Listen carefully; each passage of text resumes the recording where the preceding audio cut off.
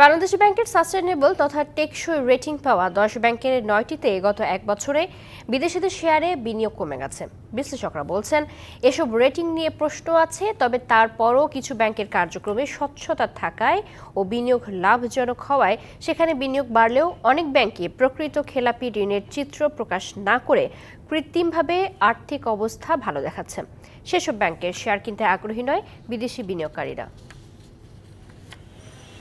গত সপ্তাহে বাংলাদেশ ব্যাংক চতুর্থবারের মতো টেকসই ব্যাংকিং রেটিং প্রকাশ করে। পুঁজিবাজারে তালিকাভুক্ত এসব ব্যাংকের রেটিংয়ে মুনাফা, তারল্য, মূলধন পর্যাপ্ততা, খেলাপি ঋণের মতো বিষয়গুলোও গুরুত্ব পেয়েছে। টেকসই রেটিং পাওয়া ব্যাংকের তালিকায় এবার যেমন নতুন কিছু ব্যাংক স্থান পেয়েছে, তেমনি একটি ব্যাংক বাদও পড়েছে। তবে এই তালিকায় কিছু ব্যাংকের নাম দেখে বিস্মিত বিশ্লেষকরা।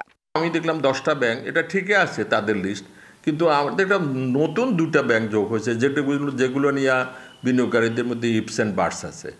আবার দেখলাম টপ একটা ব্যাংক, যেটা ওটা এক অথবা 2 নম্বরেই থাকার কথা, সেটা আবার নাই দেখি। আমাদের অ্যাসেসমেন্ট অনুসারে একজন ব্যাংক আসার কথা ছিল না, বাট এসে গেছে, আসুক। এটা হলো কি মন্দের ভালো বলতে পারেন। হয়তো যদি আমি স্ট্যান্ডার্ডটা করি ইন্টারন্যাশনাল মানের, তাইলে দেখবো যে ওদের হয়তো বি দিতে হচ্ছে, কিন্তু যেহেতু এখানে একটা গ্রেডিং সিস্টেম আছে যেখানে এ দিয়ে শুরু করতে হবে, আমি ওদের শুরু করেছি।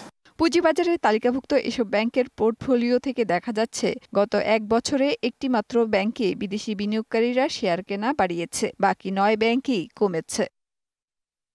বিশ্লেষকরা বলছেন, গত 2 বছর ধরে অস্থিতিশীল বৈদেশিক মুদ্রার বাজার এবং কমতে থাকা রিজার্ভ পরিস্থিতির কারণে বিদেশি বিনিয়োগে হতাশাজনক অবস্থা চলছে।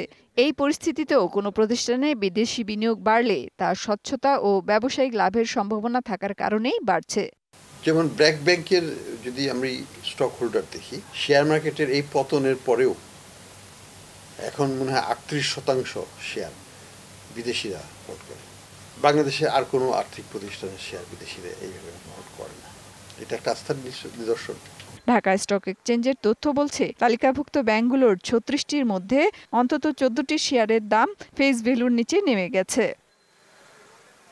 মেহের মনি, ডিবিসি নিউজ, ঢাকা।